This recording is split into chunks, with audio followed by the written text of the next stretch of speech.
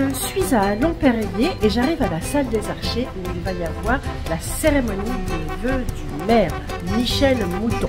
Et déjà je vois à travers la vitre de la salle les magnifiques décorations qu'il y a, qui ont été réalisées par l'adjoint au maire Jean-Yves Provost, qui fait ça tous les ans en fait. Donc on va rentrer dans la salle. Bonsoir.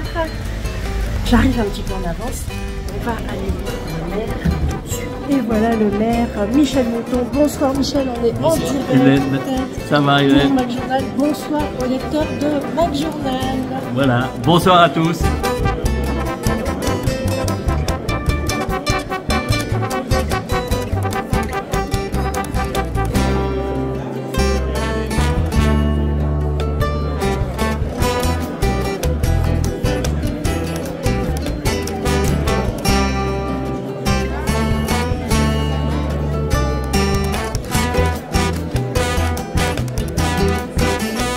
Particulièrement heureux d'être à vos côtés ce soir, avec l'ensemble du conseil municipal pour cette cérémonie des vœux. Sans plus attendre, je vous souhaite une très bonne année 2024, qu'elle soit pleine de joie et de réussite pour vous et ceux qui vous sont chers. N'oublions pas aussi de nous souhaiter collectivement une santé de fer. Je n'oublie pas d'adresser aussi des vœux de réconfort envers ceux d'entre nous qui ne peuvent être là, éloignés de nous par la maladie ou par une situation familiale particulière. Nous allons continuer et amplifier nos actions au service de nos habitants. Il est important que chacun trouve sa place et se sente bien dans notre belle ville de Longperrier. Vous le savez, la maîtrise des dépenses communales est une gestion rigoureuse nous permettant de continuer à développer notre commune en sauvegardant un équilibre et le respect de nos familles. La solidarité est le maître mot de notre action. En 2023, salut Jeannot. Si vous voulez passer une affaire, c'est trop tard. En 2023, nous avons respecté nos engagements. Voici le bilan de l'année écoulée. Travaux. Grâce à votre collaboration, nous avons pu réaliser des travaux pour faire évoluer notre commune de Longperrier. Fin 2022 et 2023, d'énormes travaux en assainissement ont été effectués, ce qui nous a permis de récupérer les eaux de pluie et de ruissellement, afin d'éviter les inondations et de continuer les travaux en séparatif. À ce jour, il ne reste que la rue du Vivier. Je remercie les entreprises Jean Lefebvre, Eurovia, Énergie TP, ainsi que l'entreprise Jacob et FH qui ont travaillé avant.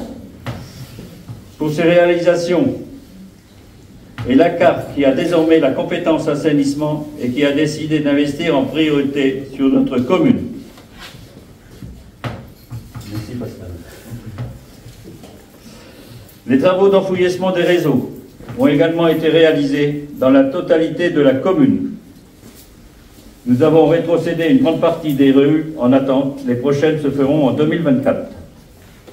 En scolaire, les effectifs sont en constante augmentation, ce qui nous a valu l'ouverture d'une 9e classe mise en place par l'installation d'Algeco et d'une 6e pour la maternelle disponible dans l'école pour laquelle le prêt de mobilité nous a été confié. Alors, prêt qui a été confié par la mairie de Arnouville, par Moussil-Neuf et tout ça. Et je les remercie.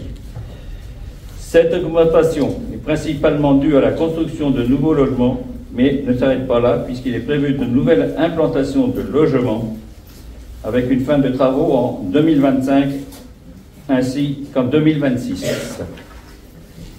70 logements au noyer de la Loc.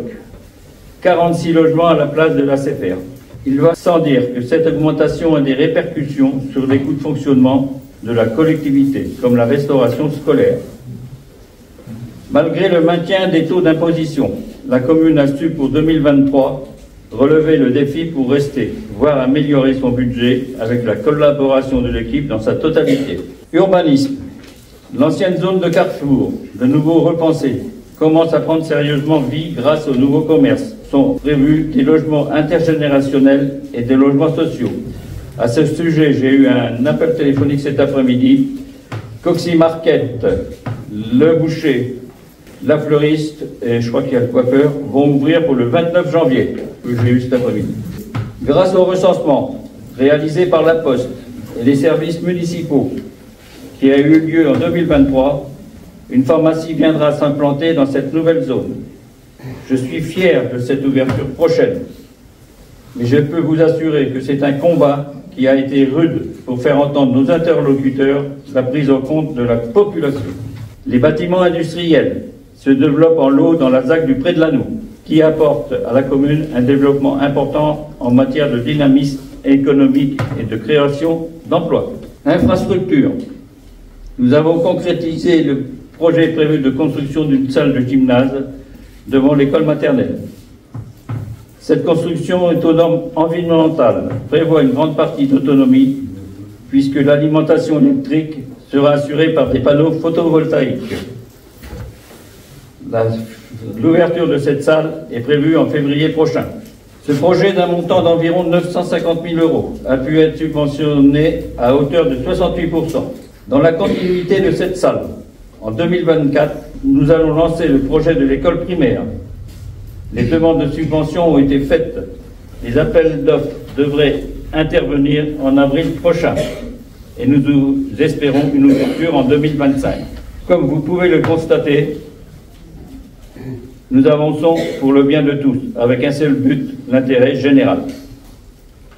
Le PLU, depuis 2015, la révision du PLU est en cours. À ce jour, il est en phase terminale. L'enquête publique commencée le 11 décembre 2023 finira le 26 janvier 2024.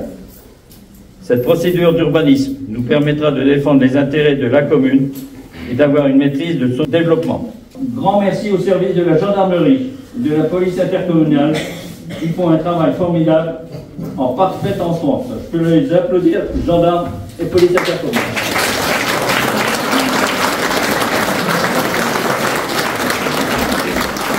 Merci à toi Pascal et à l'ensemble des maires et conseillers qui apportent tout au long de l'année soutien et aide à notre commune. Un grand merci à mon équipe municipale et à vous tous qui participez à l'évolution de notre commune de Longperrier. La communauté d'agglomération, c'est un bel engin. C'est un beau paquebot. 42 communes, 25 dans sa partie valdoisienne, 17 dans sa partie seine-et-marnaise. Bien entendu, Montpellier compte pour beaucoup.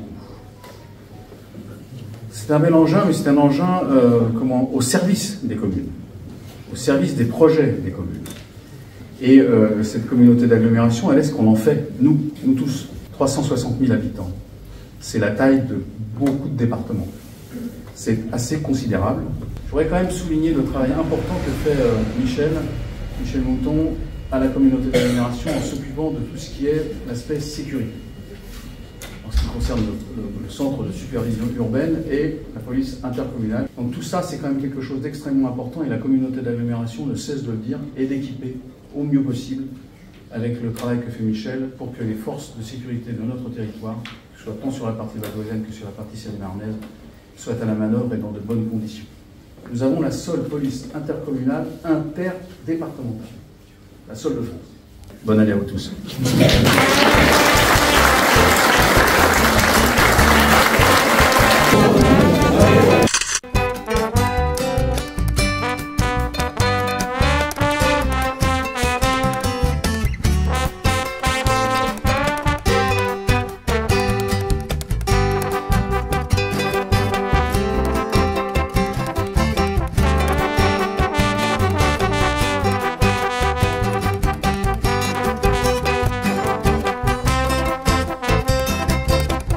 C'est la fleuriste? Ah, vous avez la future fleuriste. Vous ouvrez quand?